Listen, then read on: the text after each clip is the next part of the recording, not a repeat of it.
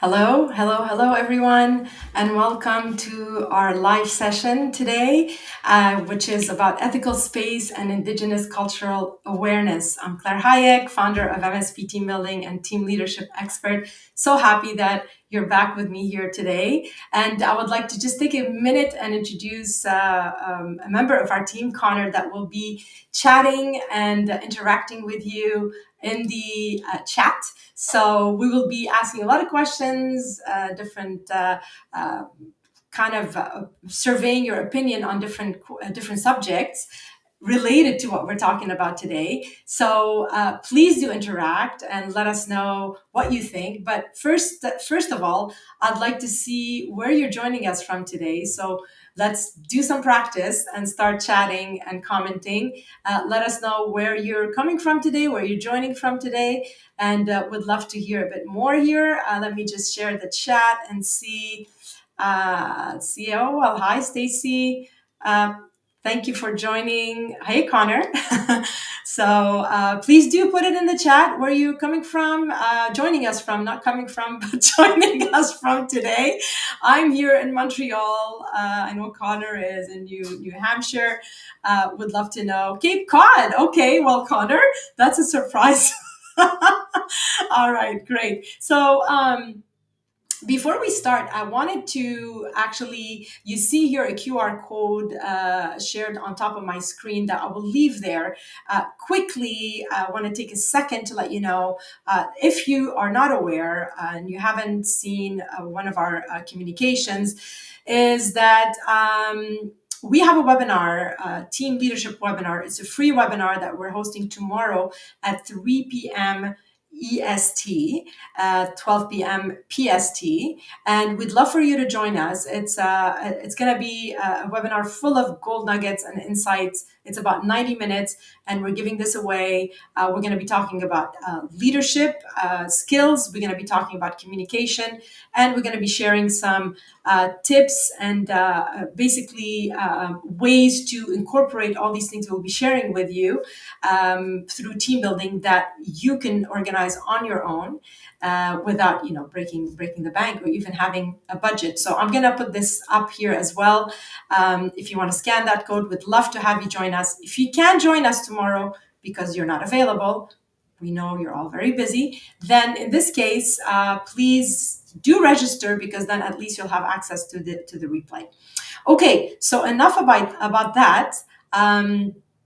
I really would like to take time here and introduce our speakers today. But before I do that, I'd like to show you the beautiful earrings that I have here that were handmade by an Indigenous artisan. Today I'm wearing, Today I'm wearing basically the beautiful culture, Indigenous culture, right here on my ears and earlobes. And I'm really proud to introduce you to our speakers today. And but I'm not going to be introducing them. I'd like for them to introduce themselves. So please go ahead, Denise and Mark. Bonjour, Claire. Denise Oh. Nindojin Anishinaabe Kwenin Mayingin Nindodum. Hello, my name is Denise. I'm an Ojibwe woman of the Wolf Clan. I'm a member of the Red Rock Indian Band, an Ojibwe First Nation in Northwestern Ontario. I'd like to acknowledge that we're coming to you today from Thunder Bay, the traditional territory of my people, the Anishinaabe people. Miigwech for inviting us. Hi, I think our screen's a little tight, so we're trying to squeeze in. My name's Mark Bohemia, but my friends call me Boomer, so I go by Boomer for years and years. I'm non-Indigenous. I'm a colonizer settler. I'm originally from Winnipeg, and a bit of my background, I actually was a member of the RCMP for almost 26 years, and for about half of my career, I was an Indigenous community development officer. Then I traveled extensively in Northwestern Ontario and had a chance to meet and work with Indigenous people from all over Turtle Island and even into South America to do community-based work for developing programs and working with communities to assist them in doing the things they want to do to sort of reinvigorate and re-empower themselves, as we work together towards a shared future. Thank you so much, Denise and Mark Boomer, for the introduction, and Miigwech for being here with us today. It's an honor to have you. It's been a while I wanted to do this. I'm really happy that it's happening. So let's get right to it because we only have 30 minutes and there's so much to talk about. And we try to squeeze everything in here today for you. So let's start with just the basics, right? So how do we establish an ethical space for dialogue? Because it's kind of an important thing for deepening cultural understanding. Can you, Denise and Mark, can you share your experiences and methods for establishing such spaces, focusing on respect, transparency, and mutual understanding? I'll let Mark answer that question. That's his area that he's actually, engaged in and studying. So I'll add some of my perspective as an Indigenous woman, lived experience, but I'll let him explain. Yeah, so I'm working on a master's thesis, and part of a big thrust of my thesis is working on the ethical space between Indigenous peoples and either the Crown or police or just the non-Indigenous settler population. So first of all, what ethical space is, it's important that I sort of define what it is and where I first heard of it. I first heard of it from a Cree scholar by the name of from Saskatchewan called Willie Ermine, and he spoke about the ethical space in regards to an English scholar, a British scholar by the name of Roger Poole, who started looking at when groups come together, there's a space. It's an abstract space, but it's also a real space that when they come together, they define that space based on their culture, based on their language, based on all of their experiences. So it becomes a contested space where you interpret it based on what you've lived, right? And if we look back at some of the conversations I've had with Indigenous peoples, the Haudenosaunee or the Mohawk, the Iroquois Confederacy, there's something called a two-row wampum. Some of you might have heard of the two-row wampum belt. It came around in around 1613 when the Haudenosaunee came in contact with Dutch people. And there they made a belt made out of shells with a row of, there's 3 white rows and 2 blue rows. So the one row, it represents the Indigenous people or the Haudenosaunee, and the other blue row represented the Dutch people. And in the middle, it was a river where they said the 2 cultures will be on that same river. The Dutch people, the Euro, would be in a boat, and the Haudenosaunee would be in their canoe. And in that ethical space, we share that space together, but we live it from an opposite bank. But in that ethical space, in that river, we will be we would travel in the same direction as brothers would, but it's also based on friendship, peace, and basically it will go on till eternity. So the ethical space is the space that you first have to understand that it actually exists. And that's one of the challenges, not so much for the Indigenous people, but for the Euro mind, the Western Euro mind, coming together and understanding that there's this invisible space that's this contested space, like I said, because it's based on how we see the world. Worldview. Right. It's on a worldview. So when you hear Indigenous people talk about things like all my relations, when they say that, like maybe at a sweat lodge, or when you hear them speaking in a more of a spiritual way or introduce themselves, they'll finish by saying all my relations. Well, all my relations is all things. It's the air, it's the water, it's the insects, it's the trees, it's everything. The fish, the things you see, the things you don't see, but it's also people. So you have to realize that the ethical space is something that needs to be realized. And like you just have to take a step back and say, there's something here. And in that ethical space, so when people come together, dialogue is an important part of establishing an ethical space. But then you have to define dialogue. So these are complex things, because what is dialogue? Well, like if you look at the Greek, dialogue, it means logos is the word, and dia means through. So through the word, it doesn't mean to in this case. Through the word, so through dialogue, we will establish our ethical space based on what we see.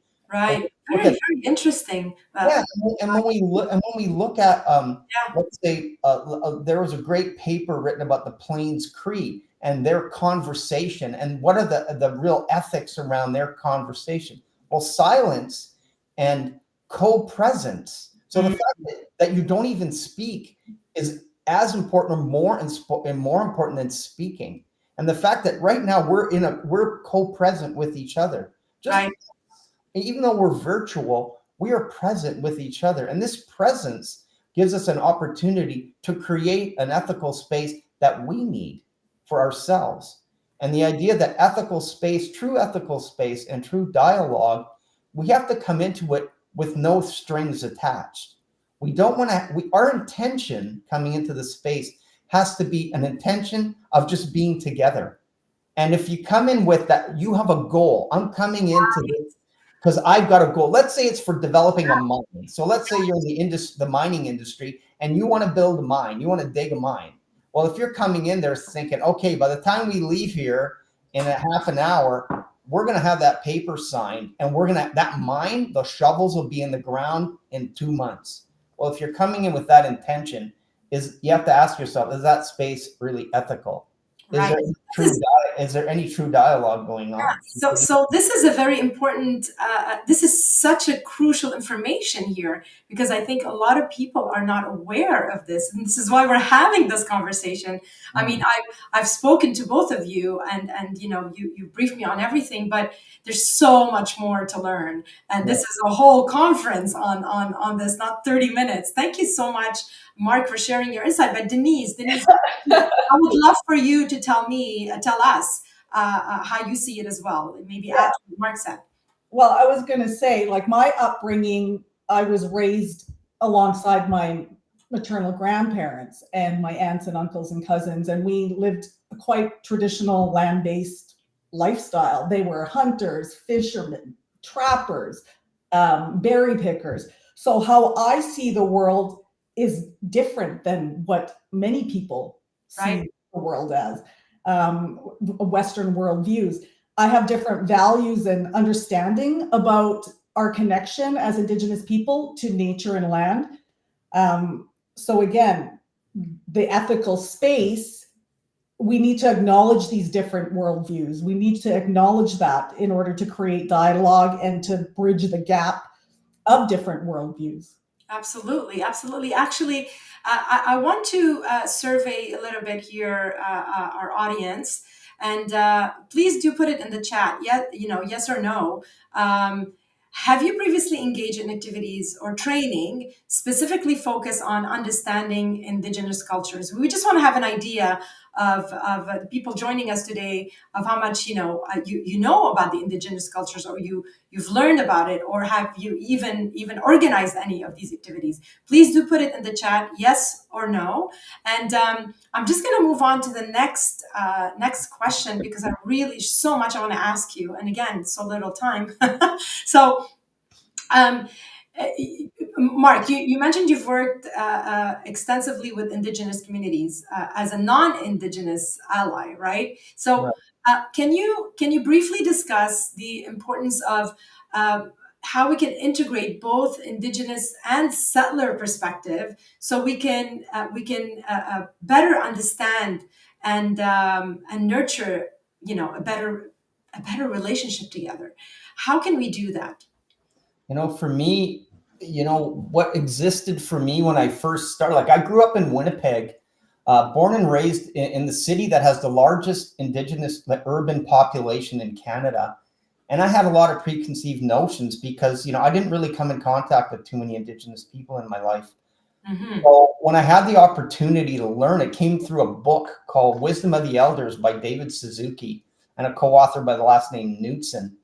And in there, I heard about the word worldview, and that changed a lot for me. And it came, again, it goes back to ethical space, but I didn't know the ethical space existed back then.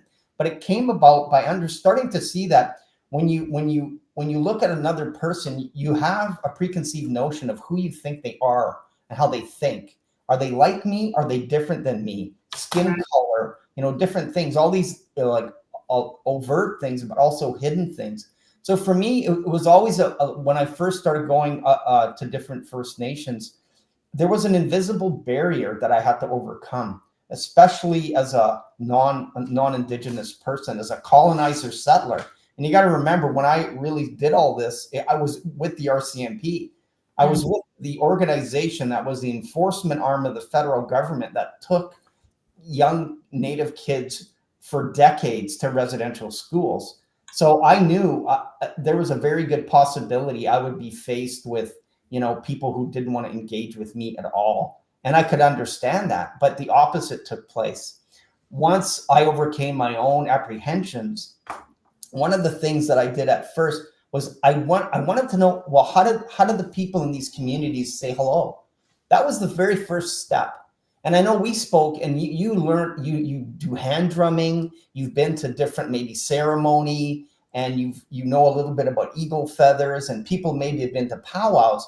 Learn about the culture. And a lot of times the way non-Indigenous people come in contact with Indigenous culture is by going to a powwow or hearing about a powwow or seeing a smudge at a ceremony on TV, maybe that's where it starts. But once you start doing your own homework and starting to take an active role in dispelling your own misconceptions, I think that's huge.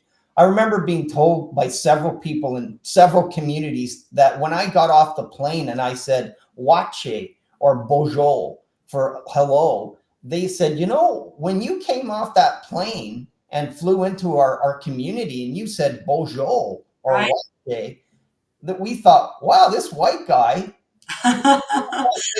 he knows how to say hello. Yeah. And a lot of times what I would do too is I would go on the internet and I would find out about the community before I went, find out what they're like, how many people live on the reserve, how many people live off reserve, some of the history of their communities. When you look at the James Bay coast and the Hudson Bay coast, their realities are very different from the Plains people, or even from myself who grew up, my First Nation, I didn't grow up on the reserve. I grew up in the town close to right beside the reserve, but we had road access, we had access to the city. So my reality is quite different than somebody who comes from a fly-in community we're Indigenous, but we're also different. There's just so many differences. So it's so important to engage with us and learn about. We have valuable insights on our traditional knowledge, our cultural practices, and history and culture, and what's going on in society. So I just think our perspectives are so important to both settler and Indigenous, and it's important to listen to both and respect and value both. Yeah, but and as a non-Indigenous person, you really have to check maybe sometimes you have an attitude or a preconceived notion of a bias on what, who we are and what you are. And I think one of the biggest problems is the way the Western world, it's a stratified population idea. When you even look at the church or the way, the monarchy is set up, there's a king and a queen and the prince and the princesses, and then it goes down. And then at the bottom, it's the paupers, the serfs, the people that would work their lands, so everything is based on this hierarchy of your station in life. When you start coming across Indigenous cultures and learning about, again, all my relations, that everything is, not just a circular, but a sphere. Everything is based on this three-dimensional world of equality and a constant state of flux and interconnectedness of all things. I've had great teaching. I've gone to university to learn this, but I also have had such great practical experiences. I was a trained firekeeper for sweat lodges, a scabe, a helper for sweat lodge keepers, and I learned so much. I've had a really good life of learning about Indigenous peoples from a perspective of, me coming in there with a really open heart and an open mind and open spirit.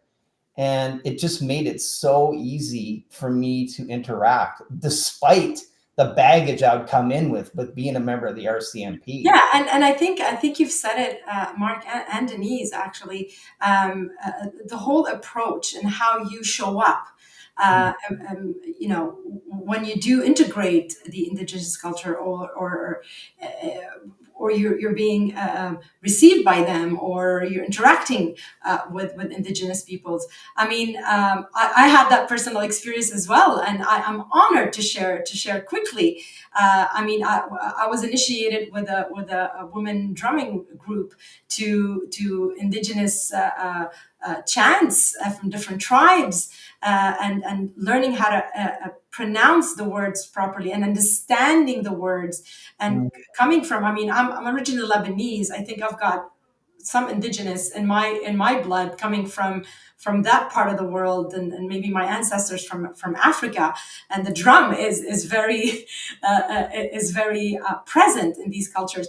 But there's so much that I learned, and I thought it was about music, but it's just so much more. It's about not only music, it's about spiritual connection, it's about the healing, it's about so many things, and even the ceremony before playing the drum, and the smudge and what that means, and even how you dress, your regalia, and it's just beautiful. And there's so much to understand, and I think the more we get closer to the Indigenous cultures, and we understand, the better the communication.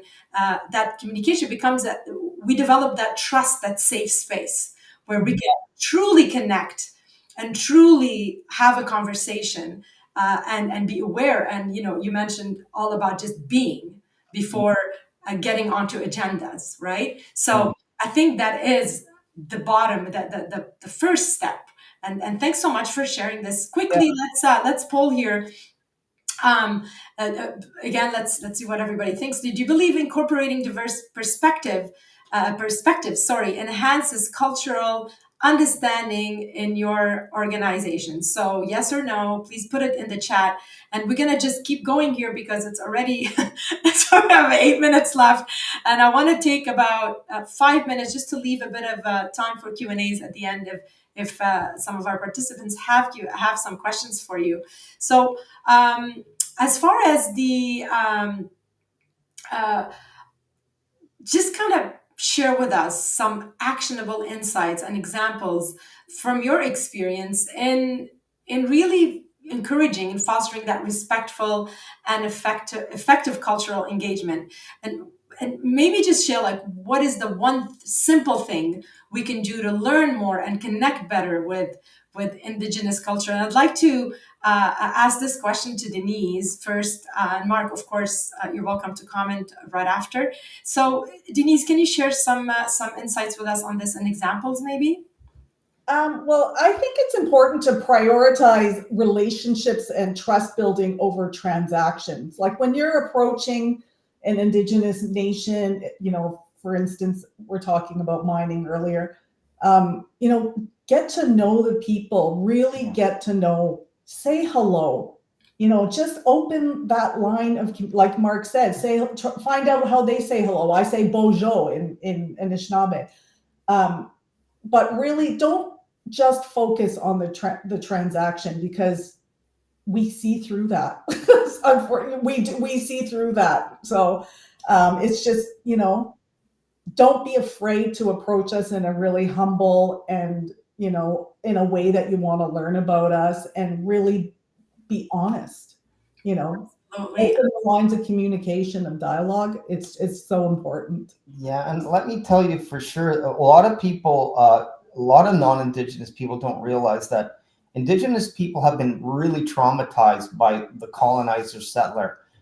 When Indigenous people are being approached, again, not even from a business perspective, but just one-on-one, so much has been taken away and keeps getting taken away by business, by government, by personal conflicts with non-Indigenous people. All these but with all that said, with all this historical trauma, I've always been welcomed. And I think the big thing, like I kind of mentioned or alluded to earlier, is Indigenous people welcome you in. There's always a feast. When they say there's a feast, it's a feast. When you come to a ceremony, there's always interaction and food and openness. But despite that trauma, in spite of all the negative things that continue to be done, Indigenous people are always open and honest. And 100%. what Denise said as well was, I'll put it in kind of street level terms. They have a really good bullshit meter. I mean, you cannot bullshit. That is true.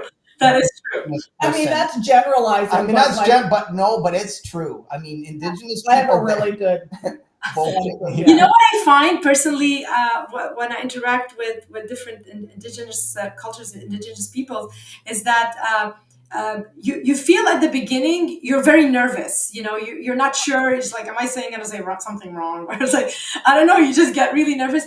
They have this strong presence and this pride, and I think it feels intimidating because because we're not educated. We don't know. There's so much we don't know. And they're so majestic about their culture. And I love that presence. And then, so it makes people nervous and they're not sure what to say, how to act, and, and that is so true. The BS meter, that is so 100% true. And I laugh because I see it. I'm a very good observer, and I usually see it when people like approaching. They're not sure what to say. They don't know what's going on. They don't understand. They're like, "What is that? What is that costume?" They're not using the right words. It's like, but then you see the kindness, and there's not a lot of expression. It's a lot of that pride, but with vulnerability and kindness that emanates through that. And that is so impressive. That's always so impressed me. And the minute you're in, I mean, you understand and you're interested. I mean, they just bring you right in. Your family, very forgiving, very open, and extremely generous oh my God, so generous. The gifts that were offered just because we played the drum, a lot of the beautiful things were offered to us, and we would insist on paying. And no, this was an honor thing, a respect thing. And anyway, I don't want to go on and take the time about this. I just wanted to bring a completely different perspective from somebody that hasn't studied this, but lived it. It's important to share the positive relationship, because so much, media, like all you hear is the negative, but we're resilient people. We're still here. We're going strong. We're getting strong. Yeah. So, it's like, I'm really happy that you're presenting this and allowing and expressing your thankfulness to us, to the culture, and to Indigenous people, because like I said, it's important to really reflect on the positive and not just the negative all the time. And I think we also have to be always clear in saying it's Indigenous cultures with an S. Yeah. Every community is different. Yeah. It's a big, the country of Canada is big, from East Coast to West Coast to the North. Everyone in between who's Indigenous. What we call Canada. Canada, yeah, I know. And we might have people here from the US as well. So, I mean, Indigenous peoples are everywhere, really. All the people are different. And I think another thing, there's a lot of positive, but if you are confronted with the realities of frustration or suspicion because so much has been taken away, take it. As a non-Indigenous person, you got to take it. Take that and just be understanding. Like I said, as a former member of the RCMP, I know what my force did to Indigenous people. I learned it over years and years. And don't rush your learning. Yeah. And if you don't know, Indigenous people will tell you the real history of what's happened. So take it, absorb it, and reflect on it. And then look at a way to work at addressing these issues in a good way, in a better way, that we both can heal together and look for shared solutions. Yeah, that's we can just move forward, right? Thank you so much, Mark, for sharing that perspective. I just want to, it's already 12 o'clock. I just want to ask one last question here to our audience. What aspect of Indigenous culture awareness do you find most challenging? Terminology, historical context, or practical application? Please do share it in the chat. And I know we don't have a lot of time for Q&A here. I don't think there's a lot of questions. There is some comments though, and I will just put the chat here quickly. Thank you so much, Stacy, Vincent, Cress, for joining us. and Connor, of course, from our team, and putting a lot of comments here in the chat.